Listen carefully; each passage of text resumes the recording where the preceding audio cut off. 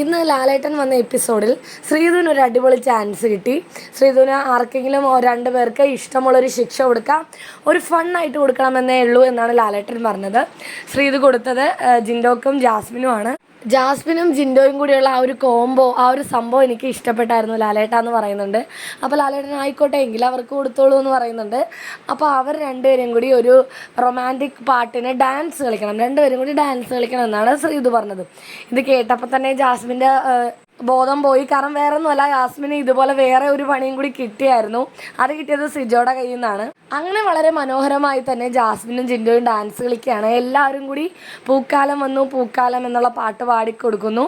ആ ഒരു പാട്ടിൻ്റെ വരികൾക്കനുസരിച്ച് കൈ പിടിച്ച് അങ്ങോട്ടും ഇങ്ങോട്ടും ഒക്കെ പല സ്റ്റെപ്പൊക്കെ ഇട്ട് ഡാൻസ് കളിക്കുന്നുണ്ട്.